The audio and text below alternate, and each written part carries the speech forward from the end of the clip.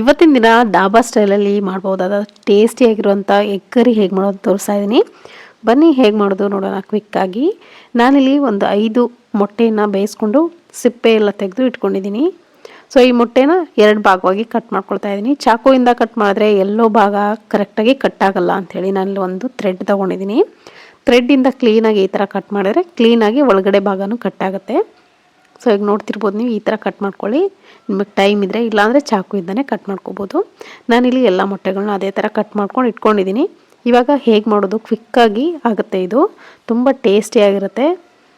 ಇವಾಗ ನೋಡಿ ಒಂದು ಮಿಕ್ಸರ್ ಜಾರ್ಗೆ ನಾನಿಲ್ಲಿ ಒಂದು 4ರಿಂದ 5 ಗೋಡಂಬಿ, 1 ಬಾದಾಮ್ ತೊಗೊಂಡಿದ್ದೀನಿ, ಸ್ವಲ್ಪ ಸೋಂಪು, 1 ಟೀ ಸ್ಪೂನ್ ಅಷ್ಟು ಮೆಣಸು, 1-2 ಲವಂಗ, 1 ಏಲಕ್ಕಿ, ಹಾಗೆ 1-2 ಚಕ್ಕೆ ತೊಗೊಂಡಿದ್ದೀನಿ, 1 ಒಣಮೆಣಸಿನ್ಕಾಯಿ ತೊಗೊಂಡಿದ್ದೀನಿ. ಇಷ್ಟಾದರೆ ಸಾಕಾಗುತ್ತೆ ಮಸಾಲೆ. ನಾನಿಲ್ಲಿ ಗೋಡಂಬಿ ಆಪ್ಷನಲ್ಲು, ಬೇಕಿದ್ರೆ ಹಾಕೋಬೋದು ನೀವು, ಇಲ್ಲಾಂದರೆ ಸ್ಕಿಪ್ ಮಾಡ್ಕೊಳ್ಳಿ. ಇದನ್ನು ಮಿಕ್ಸರ್ ಜಾರ್ಗೆ ಹಾಕ್ಕೊಳ್ತಾ ಇದ್ದೀನಿ.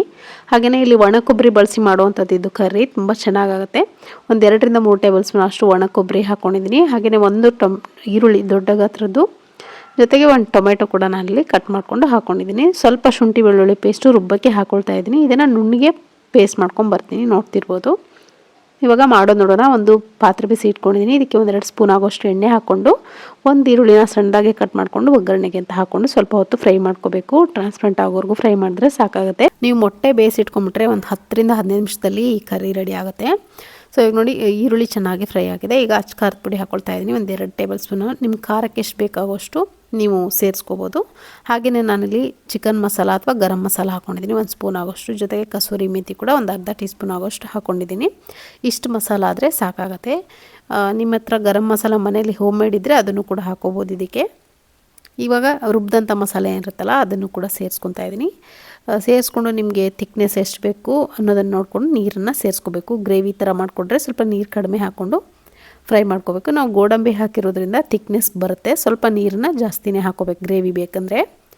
ನಿಮಗೆ ಸಾರು ಥರ ಬೇಕಂದರೆ ಸ್ವಲ್ಪ ನೀರು ಜಾಸ್ತಿ ಹಾಕ್ಕೊಂಡು ಇದನ್ನೇ ಸಾರು ಥರನೂ ಮಾಡ್ಕೋಬೋದು. ನಾನಲ್ಲಿ ಗ್ರೇವಿ ಮಾಡ್ತಾಯಿದ್ದೀನಿ. ಹಾಗೆ ಅದಕ್ಕೆ 1 ಜಾರ್ ಆಗೋಷ್ಟು ಮಾತ್ರ ನೀರು ಹಾಕ್ಕೊಂಡೆ. ಸ್ವಲ್ಪ ಉಪ್ಪು, ರುಚಿಗೆ ಎಷ್ಟು ಬೇಕಷ್ಟು ನೋಡ್ಕೊಂಡು ಉಪ್ಪನ್ನು ಸೇರಿಸ್ಕೊಳ್ತೀನಿ. ಸೇರಿಸ್ಕೊಂಡು ಒಂದು ಸತಿ ಮಿಕ್ಸ್ ಮಾಡಿಕೊಂಡು 1-2ರಿಂದ 3 ಕುದಿ ಚೆನ್ನಾಗಿ ಕುದಿಯಕ್ಕೆ ಬಿಡಬೇಕು. ಯಾಕಂದರೆ ನಾವು ಮಸಾಲ ಹಸಿಯಾಗಿ ರುಬ್ಬಿರೋದ್ರಿಂದ ಇದು ಚೆನ್ನಾಗಿ ಕುದಿಬೇಕು. ಮೇಲ್ಗಡೆ ಎಣ್ಣೆ ತೇಲಿ ಬರಬೇಕು, ಅಲ್ಲಿವರೆಗೂ ಕುದಿಸ್ಬೇಕು. ಮುಚ್ಚಿ ಒಂದು 10 ನಿಮಿಷ ಬೇಯಿಸ್ತೀನಿ.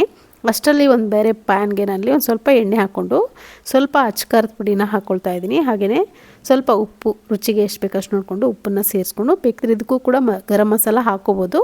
ಸ್ವಲ್ಪ ಎಣ್ಣೆಯಲ್ಲಿ ಖಾರನ ಫ್ರೈ ಮಾಡಿಕೊಂಡು ಇದಕ್ಕೆ ನಾವು ಕಟ್ ಮಾಡಿ ಇಟ್ಕೊಂಡಂಥ ಮೊಟ್ಟೆ ಏನಿರುತ್ತಲ್ಲ ಅದನ್ನು 2 ಕಡೆ ಫ್ರೈ ಮಾಡಿಕೊಂಡ್ರೆ ಇನ್ನೂ ಚೆನ್ನಾಗಿ ಬರುತ್ತೆ ಗ್ರೇವಿ.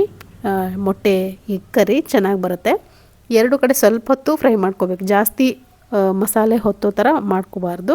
ಇವಾಗ ನೋಡ್ತಿರ್ಬೋದು ಗ್ಯಾಸ್ ಫ್ಲೇಮ್ನ ಆಫ್ ಮಾಡಿ ನಾನು ತಿರುಗಿಸ್ಕೊಂಡು ಹಾಕ್ಕೊಳ್ತಾ ಇದ್ದೀನಿ. ಅದೇ ಬಿಸಿಗೆ ಫ್ರೈ ಆಗುತ್ತೆ, ಅಷ್ಟೇ ಸಾಕು, ಇಲ್ಲ ಹಾರ್ಡ್ ಆಗುತ್ತೆ ಮೊಟ್ಟೆ. ಇವಾಗ ಆವಾಗಲೇ ಬೇಕಿಟ್ಟಿದ್ವಲ್ಲ ಈ ಗ್ರೇವಿ ಚೆನ್ನಾಗಿ ಬೆಂದಿದೆ. ಮೇಲ್ಗಡೆ ಎಣ್ಣೆ ನೋಡಿ ಯಾವ ಥರ ಬಿಟ್ಕೊಂಡಿದೆ ಅಂಥೇಳಿ. ಇವಾಗ ಇದು ಪರ್ಫೆಕ್ಟಾಗಿ ಹಸಿ ವಾಸನೆ ಎಲ್ಲ ಹೋಗಿ ಚೆನ್ನಾಗಿ ಬೆಂದಿದೆ ಮಸಾಲೆ ಎಲ್ಲ. ನಿಮಗೆ ಇಷ್ಟು ಥಿಕ್ನೆಸ್ ಇದ್ದರೆ ಚೆನ್ನಾಗಿ ಬರುತ್ತೆ. ರೈಸ್ ಜೊತೆಗೂ ಆಗುತ್ತೆ, ಚಪಾತಿ ರೊಟ್ಟಿಗೂ ಆಗುತ್ತೆ. ನಾನಿಲ್ಲಿ ಇಷ್ಟು ಥಿಕ್ನೆಸ್ಸಲ್ಲಿ ಮಾಡ್ಕೊತಾ ಇದ್ದೀನಿ ಇದನ್ನು ಕರ್ರಿನ. ಇವಾಗ ಫ್ರೈ ಮಾಡಿ ಇಟ್ಕೊಂಡಂಥ ಮೊಟ್ಟೆ ಏನಿರುತ್ತಲ್ಲ ಅದನ್ನು ಹಾಕ್ಕೊಂಡ್ರೆ ಆಯಿತು. ಹಾಕ್ಕೊಂಡು ಮತ್ತೆ ಒಂದು ಕುದಿ ಕುದಿಸಿದ್ರೆ ಆಯಿತು. ಟೇಸ್ಟಿಯಾಗಿರುವಂಥ, ಡಿಫ್ರೆಂಟಾಗಿ ಟೇಸ್ಟ್ ಬರುವಂಥ ಈ ಮೊಟ್ಟೆ ಕರಿ ರೆಡಿ ಆಗುತ್ತೆ. ಇದು ದಾಬಾ ಸ್ಟೈಲ್ ಅಂತ ಹೇಳ್ಬೋದು. ಸೊ ಖಂಡಿತ ಈ ಮೆಥಡಲ್ಲಿ ನೀವು ಕೂಡ ನಿಮ್ಮ ಮನೇಲಿ ಎಗ್ ಕರಿ ಮಾಡಿ ನೋಡಿ, ತುಂಬ ಇಷ್ಟ ಆಗುತ್ತೆ ನಿಮಗೂ ಕೂಡ. ಪರೋಟ ರೊಟ್ಟಿ ಜೊತೆ ಅಂತೂ ತುಂಬ ಪರ್ಫೆಕ್ಟಾಗಿ ಹೊಂದ್ಕೊಳ್ಳುತ್ತೆ. ಸೊ ಇವತ್ತಿನ ಈ ರೆಸಿಪಿ ಇಷ್ಟ ಆಗಿದೆ ಅಂದ್ಕೊಳ್ತೀನಿ. ನಿಮಗೆ ಇಷ್ಟ ಆಗಿದ್ರೆ ಒಂದು ಲೈಕ್ ಮಾಡೋದನ್ನು ಮರಿಬೇಡಿ. ಇದೇ ಥರ ಒಳ್ಳೊಳ್ಳೆ ರೆಸಿಪಿಗಳಿಗೋಸ್ಕರ ನಮ್ಮ ಚಾನಲ್ಗೆ ಸಬ್ಸ್ಕ್ರೈಬ್ ಮಾಡ್ಕೊಳ್ಳಿ. ನಾನಿವಾಗ ಇದನ್ನು ಸರ್ವ್ ಮಾಡ್ಕೊಳ್ತಾ ಇದ್ದೀನಿ, ನೀವು ನೋಡ್ತಿರ್ಬೋದು. ನೋಡ್ತಿದ್ದಂಗೆ ಎಷ್ಟು ಚೆನ್ನಾಗಿದೆ ಅಲ್ಲ, ಟೇಸ್ಟ್ ಕೂಡ ಅಷ್ಟೇ ಚೆನ್ನಾಗಿರುತ್ತೆ. ಈ ವಿಡಿಯೋ ನೋಡಾದಮೇಲೆ ನೀವು ಕೂಡ ನಿಮ್ಮ ಮನೆಯಲ್ಲಿ ಇದನ್ನು ಒಂದು ಸತಿ ಮಾಡಿಕೊಂಡು ಹೇಗಿತ್ತು ಅಂತ ಕಮೆಂಟ್ ಮುಖಾಂತರ ತಿಳಿಸೋದನ್ನು ಮರಿಬೇಡಿ. ನಾನಿಲ್ಲಿ ಇದನ್ನು ಚಪಾತಿ ಜೊತೆಗೆ ಸರ್ವ್ ಮಾಡ್ಕೊಳ್ತಾ ಇದ್ದೀನಿ, ನೀವು ನೋಡ್ತಿರ್ಬೋದು. ತುಂಬ ಟೇಸ್ಟಿಯಾಗಿತ್ತು ಮಾತ್ರ. ಖಂಡಿತ ನೀವು ಕೂಡ ಇದನ್ನು ಮಾಡ್ಕೊಳ್ಳಿ ಮರಿದೇನೆ. ಸೊ ಇವತ್ತಿನ ಈ ರೆಸಿಪಿ ಇಷ್ಟ ಆಗಿದ್ರೆ ಒಂದು ಲೈಕ್ ಮಾಡೋದನ್ನು ಮರಿಬೇಡಿ. ಮತ್ತೆ ಸಿಗ್ತೀನಿ ನಿಮ್ಮ ಜೊತೆಗೆ ಮತ್ತೊಂದು ರೆಸಿಪಿಯೊಂದಿಗೆ. Thank you.